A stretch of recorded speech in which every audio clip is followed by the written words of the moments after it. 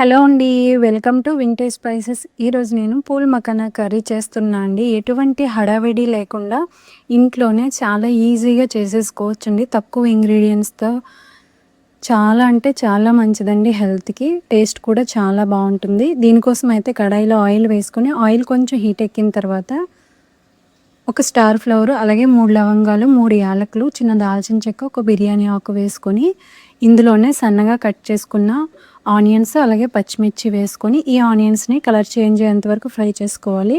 ఇవి ఫ్రై అయ్యేలోపే వేరే పాన్‌లో పూల్ మఖానా అనేవి వేసి లో ఫ్లేమ్‌లో మంచిగా కలర్ చేంజ్ అయ్యేంత వరకు ఫ్రై చేసుకోవాలండి. చూడండి మంచిగా ఫ్రై అయ్యాయి కదా! ఇప్పుడు ఇవి పక్కన పెట్టేసి ఆనియన్స్ అనేవి మంచిగా ఫ్రై అయిపోయాయి కదా! ఇందులో అల్లం వెల్లుల్లి పేస్ట్ వేసి పచ్చివాసన పోయేంత వరకు ఫ్రై చేసుకోవాలండి.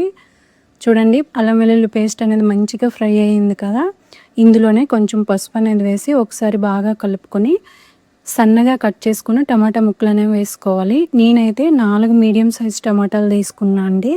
వీటిని ఒకసారి కలిపి మూత పెట్టి మెత్తగా మగ్గించుకోవాలి టమాటా ముక్కలు అనేవి. చూడండి టమాటా ముక్కలు అనేవి మంచిగా మగ్గిపోయాయి కదా! ఇప్పుడు వీటిని ఒకసారి బాగా కలిపి ఇందులోనే టేస్ట్‌కి సరిపడా సాల్ట్, అలాగే కారం, ధనియాల పొడి వేసుకోవాలి. కారం చూసుకొని వేసుకోండి. ఆల్రెడీ పచ్చిమిర్చి వేసాం కనుక చూసుకొని వేసుకోండి. ఇవన్నీ వేసుకున్నాక ఒకసారి కలుపుకుంటూ ఒక 2 నిమిషాలు ఫ్రై చేసుకోండి మసాలాలన్నీ కూడాను. చూడండి మంచిగా ఫ్రై చేసుకున్నాం కదా! ఇందులోనే అరగంట పాటు నానబెట్టుకున్న జీడిపప్పు, దోసపప్పు, అలాగే కొంచెం గసగసాలు వేసి నానబెట్టుకుని మెత్తని పేస్ట్‌లా చేసుకున్నా అండి. ఈ పేస్ట్‌ని వేసి ఆయిల్ పైకి తేలేంత వరకు బాగా కలుపుతూ మీడియం ఫ్లేమ్‌లో ఫ్రై చేసుకోవాలండి. చూడండి మంచిగా ఫ్రై అయింది కదా! ఆయిల్ పైకొచ్చేసిందంటే పేస్ట్ అనేది మంచిగా ఫ్రై అయిపోయినట్లే. ఇప్పుడు ఇందులో ఫ్రై చేసుకున్న పూల్ మఖానా అనేవి వేసి ఇంకోసారి కలిపి మూత పెట్టి లో ఫ్లేమ్‌లో ఒక 2 నిమిషాలు మగ్గించుకోవాలండి. ఇలా చేస్తే పూల్ మఖానాకి మసాలా అనేది మంచిగా పడుతుంది.